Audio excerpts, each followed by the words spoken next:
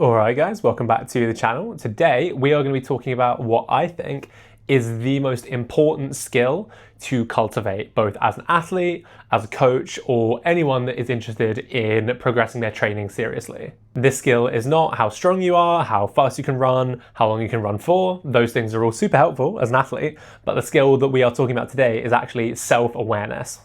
So, you know me, let's get some definitions on the table. What do I actually mean by self-awareness in this context?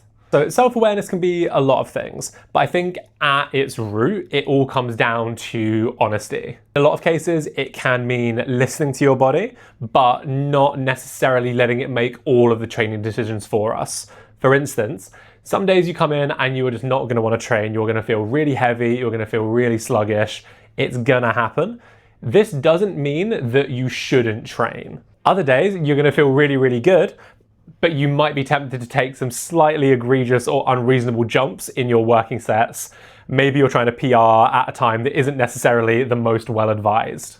For me, self-awareness is all about making good choices, not necessarily the choices that you might want to make or that you might feel like making on any given day. It's just being aware of where you are in terms of your preparedness to perform or to train, being honest about that, and making training decisions accordingly. So something that I think dovetails quite nicely into this conversation is the role of a coach. Like, what do I see my job as when I am coaching my clients, coaching my athletes? I think it's almost easier to describe what I am not. I'm not a dictator. I am not somebody who has all the answers. I am not always right, and I do not know everything. I don't see it as my job to tell my athletes what to do, to like dictate from a very top-down perspective. You are going to do these lifts at this weight or this RPE or whatever on this day, and it's all going to happen according to my design. I am this like grand architect moving the pieces around the board, and it's all going to work out perfectly due to my elaborate knowledge of periodization. That is not my style of coaching, and I just don't think that is a productive way to establish a coach and client relationship. I see my role as an expert opinion or a second opinion. I want my clients to bounce ideas off of me, to discuss their lifts mid-session, after the session, when we're reviewing a block of training, and then together we can decide what is the most appropriate course of action to get us closer to our goals. I am just another voice that you can draw from, or that my clients rather can draw from, to help you make better training decisions. To make the best use of that, you have to have a sense of self-awareness. And this is why when I program, I love using RPE for my clients, both face-to-face and online, because I think that this really encourages a bit of independence in my clients. Now, don't get me wrong, I want all of my clients to pay me forever. I like having money, I like being employed, but I do not want my clients to feel like they are completely reliant on me and they are like tethered to my apron strings forever. I don't want anybody who trains with me to feel like they can't train without me. For me, part of the training process isn't just do X lift for Y repetitions, it's also educational. I don't just want you to clarify, some people aren't interested in this and they do want just a bit of like, just tell me what to do, and that is completely fine. But for people who are interested in it and who want to kind of take their progression as athletes a bit more seriously, I want you to understand the underpinning logic of the program. I want you to be clued in to the decisions that I'm making for you, because that way, if we're both on the same page and we're both starting to understand the mechanisms that make the program work, you are going to have a much better training experience and you are going to make better training decisions overall. And whether or not you are working with a coach or you're training on your own, having a keen sense of self-awareness and you knowing that you can trust that in yourself, I think is going to lead to a much smoother and a much less frustrating training experience for yourself. For instance, something that I'm dealing with in my training at the moment is I'm really trying to work on my squat and get it to be less shit. So right near the start of the year, I just trained like a dickhead. I just squatted way too much frequency, way too much intensity, way too soon. And I gave myself some knee tendonitis. Extremely frustrating. So we're now a few weeks back into regular training after having a pretty crazy month in March. And my main objective for my training week is to nail my squat stimulus, to make sure that I'm getting exposure to the task. I'm giving the tissues around my quads, my knee, the stimulus that they need to grow and to improve and get stronger, but not doing too much that I'm going to aggravate the tendonitis again. So every session that I go to squat, I have to use that sense of self-awareness and really be honest with myself, really look at what I've got planned for the session and think to myself, does this seem sensible? Does this seem realistic? Is this enough to get a stimulus? Is it too much and I'm just gonna piss my knee off again? This process isn't just gonna get you different answers on different days, it's also just gonna bring up different questions. Some days, in using myself as an example, I will have to train when I feel pretty sluggish and pretty slow and pretty tired. That's okay. Sometimes I need to just give myself a little slap around the ear and be like, come on, go and train, it's fine. You need to be a bit more objective about this, it's gonna be fine. Other days, I get to my squat workout and I'm like, do I really need 3 sets? Is 2 sets gonna be stimulative enough that we're moving in the right direction and I'm less likely to piss my knee off?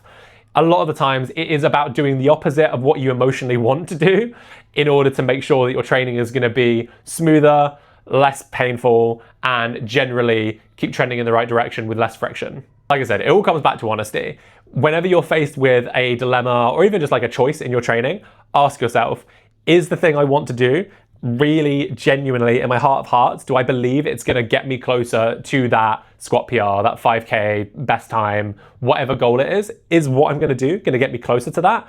Or am I acting emotionally?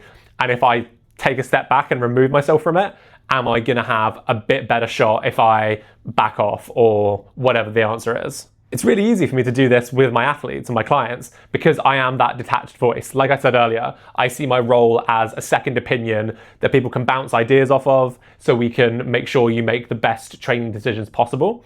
When you're doing it for yourself, when I'm doing it for myself, it is a lot harder. And this is why I think that this skill of self-awareness takes time, it takes practice, but I think it is a really, really important skill to have if you want to be an athlete for the long run and actually get some really good training done. We alluded to this earlier, but I think one way of developing that sense of self-awareness is using something like RPE-based training, some kind of auto-regulatory system, because that way you come into train, you're not necessarily shackled to a weight on the bar or a percentage of a 1 rep max that you hit 9 months ago. You can use intensity targets and you can really practice being like, was that an RPE 8 or was it really a 6? Was that an RPE 8 or was it really a 10? Making sure that whether you want to do too much or you don't want to do anything, we are trying to stay true to that target and make our training honest, keep everything ticking over the way it should do. A great practical thing that you can do with this to kind of improve that sense of self-awareness is AMRAP sets or sets to failure. I wouldn't necessarily recommend this on like a barbell back squat for every athlete, especially if you're training without spotters, but stuff like machines are a really, really great method of practicing training to failure. Even if it's something bigger like a leg press or something a little bit smaller like a hamstring curl that's going to be a bit less systemically fatiguing. Anything where it's really safe to bail, you can just lock in, it's really stable, it's quite low skill, and you can really push for those high rep sets. I'm a huge fan of doing a set of 10 at like your working weight and then going for an AMRAP. And then in my book, if you're getting anything over like 15 reps, chances are you could probably go a little bit harder and up the weight next week rather than doing like a set of 40 reps and calling it a day. I think that by doing this, you're going to calibrate your internal sense of self-awareness to the point where you can make those more accurate training decisions on a more regular basis. And something that I want to make clear is like a big criticism of RPE is that it is subjective. I don't think that's a con at all. I think it is an inherently subjective thing, and we don't need to beat ourselves up if we overshoot one week, if we undershoot another week. It's gonna happen. We're fallible people, and it is ultimately a subjective kind of vibes-based system. But as we've talked about many times on this channel before, I'm not in the business of perfect or optimal training. I am in the business of good enough training. So if we are genuinely honest with ourselves about how hard we're working, I think that you can't go very far wrong using RPE in that regard if you have a bit of training experience and you're willing to be honest with yourself. I think a phrase that I like to come back to quite a lot, which I think is a nice point to wrap up this video on, is don't be stupid on purpose. It's okay to be stupid when you don't know any better. You can make bad decisions because you were operating on the available information that you had at the time.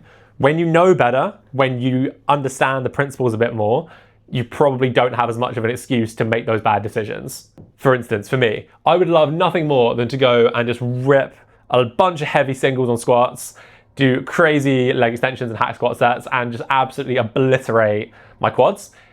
but that's probably not going to be good for my angry knee tendonitis. Don't be stupid on purpose. If you know better, do better. We're always learning and we're not always going to make the right calls, and that is completely fine, as long as we just pick ourselves up, try again, and just try and have a little bit of introspection about our training. Bit of a shorter video this week, guys. Hope that this was useful. I hope that this kind of mindset of having a bit of self-awareness and independence with your training is helpful for you.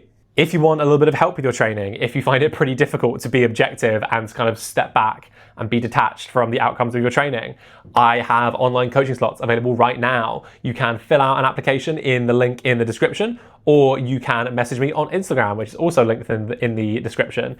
I post free content there every single day. YouTube videos here every single week. Please subscribe, drop me any comments or questions or feedback that you might have in the comments below, and I will see you next week. Take it easy.